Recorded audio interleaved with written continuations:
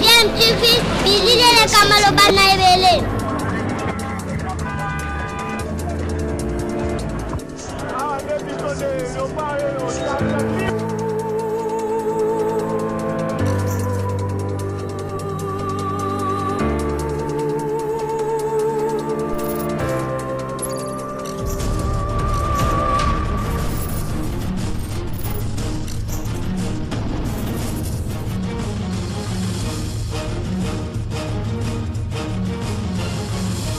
DMTV toujours en avant.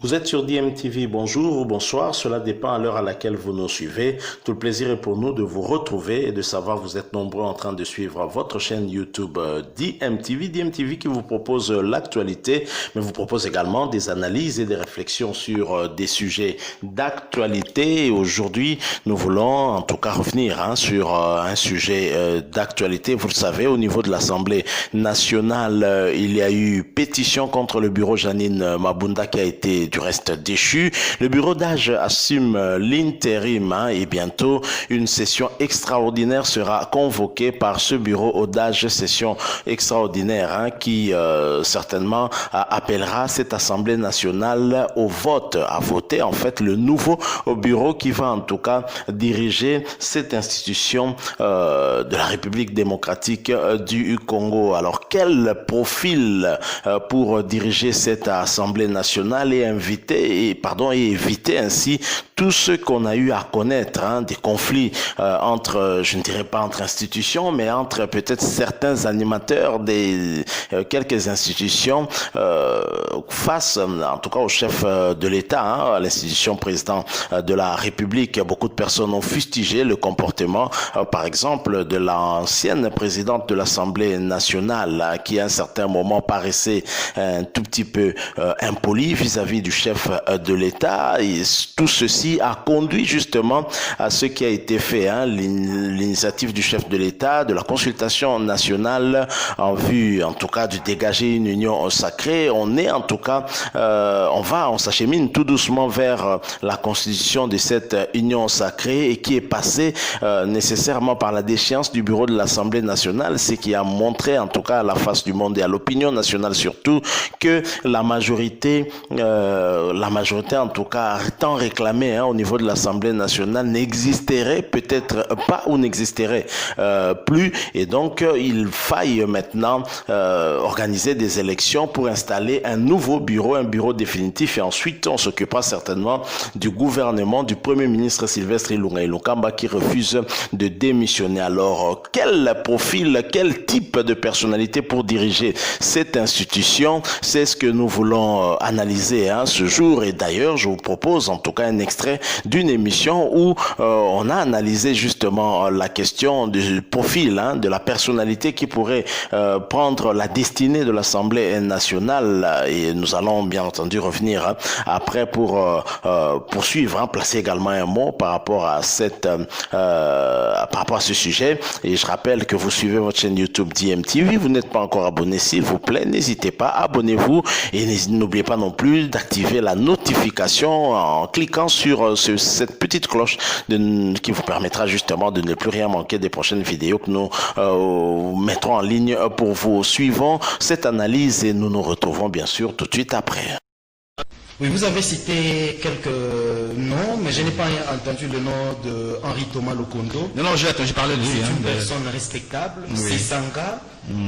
C'est quelqu'un de pointillé, Lutundula. Il ne faudra pas que celui qui vient à la tête de l'Assemblée nationale soit seulement celui qui sort d'un parti politique qui a beaucoup de députés. Non. Si ça n'a pas marché dans la coalition FCC Cash, je disais à un aîné l'année passée qu'il n'y a qu'un seul chef dans un État. C'est comme à la jungle, il n'y a qu'un seul chef. Même dans un troupeau de buffles ou de bœufs, il n'y a qu'un seul qui mène le troupeau. Apparemment, il n'avait pas compris. Nous en sommes là où nous sommes. Aujourd'hui, nous n'avons plus besoin des gens qui vont recevoir des mots d'ordre d'un ou tel autre leader qui a apporté sa contribution pour qu'on arrive là où on en est. Non. Nous avons besoin des gens qui ont l'esprit des hommes d'État, à la limite des hommes d'État, qui vont privilégier rien que l'intérêt général. Parce que le président de la République a plus insisté sur l'intérêt général, parce que c'est lui qui va rendre compte à la population. Alors dans son choix, ou dans le choix des animateurs qui vont être placés à la tête de certaines institutions, il faille que le choix soit judicieux, qu'on cesse d'être complaisant, parce que tellement apporté autant de députés, parce que tellement apporté le soutien, pour éviter les tensions de l'époque de 1+4, ou les tensions qui viennent d'être évitées tout de suite. Les gens qui doivent être désignés doivent être des gens vraiment dévoués pour apporter des solutions aux problèmes que nous sommes en train de décrire. Sinon, rien de bon ne va sortir. Le président a dit qu'on a fait beaucoup de discours. Oui, on a fait beaucoup de discours. D'où la nécessité des gens qui vont apporter des solutions concrètes. S'agissant de la composition du gouvernement, les gens diront que je suis un peu pressé. Moi, je voudrais qu'on ne dépasse pas les 30 portefeuilles, parce que on a un sérieux problème avec le trésor public. On n'a pas d'argent, la Covid est là, ou le Covid est là. Là, vous comprenez comme ça. Il faut maximiser les recettes, il faut rationaliser les recettes. Vous avez l'ABC, vous avez Ensemble, vous avez MLC, vous avez les tous quatre. ceux qui adhèrent à l'Union sacrée, pensant qu'ils ont fui de rester à l'opposition pour trouver un poste, sachent qu'on ne va pas distribuer, ou qu'ils ne viennent pas pour récupérer un autre poste au sein de l'Union sacrée. En tout cas, ça ne sera pas, ou je propose que ça ne soit pas de nouveau le partage du gâteau. Il faut que nous ayons, que la population ait devant lui des gens dévoués qui viennent apporter des solutions aux problèmes, et non qui viennent pour ce servir plutôt et préparer les élections de 2020. Merci Watako. Bonjour kiosque président et assemblée à l'Essus Moutou ya FCCT s'il vous plaît. Bonjour kiosque s'il vous plaît. Pour la nini bourgmestre bazo sala l'Essus masalongo et malongate. Un journaliste aura le devoir de morale et éthique de dire que la vérité, peu importe les camps, car vous êtes suivis partout tant que cessez à soutenir le mal. Sinon un jour nous aurons la solidarité de Koulouna pour défendre un des leurs. Les factions restent infraction du président ou citoyen lambda. Nous disons c'est la coopération, nous sommes tenus au devoir de solidarité. Sincères félicitations à John Lungila, bravo, bravo. Voilà, on va terminer avec Johnny Kanida. Johnny Kanida, vous allez prendre la parole, parler aussi de ça. Liao, il est déjà out parce que seulement on ne peut pas remplacer Mabunda avec Liao, qui sont tous de la même côté de Bumba, c'est un peu impossible. Alors, la question se pose aussi, l'Union sacrée est-elle une plateforme à l'instar du FCC? Est-elle une forme de gouvernance? Est-ce une association anti-Kabila? Est-ce que c'est un mouvement présidentiel d'émancipation démocratique? Vous avez la parole, Johnny Kanida. Merci. Non, mais je commence par là où John s'était arrêté. Pour dire, quand il parle de non-blocage, je crois que là, il reste un peu dans le statu quo, parce que nous savons qu'il y avait effectivement blocage. On n'a pas bloqué le président de la République, parce que le président, on ne peut pas le bloquer. Mais on a bloqué son action. Comment il explique le fait que le président nomme des administrateurs à la tête des entreprises et ils n'ont pas en fonction? Ça, ce n'est pas un problème de comportement, parce qu'il dit de comportement qui gênait. Non, ça c'est un blocage. On dit, ministre, ne signe pas la mise en exécution de cette ordonnance-là. C'est un blocage.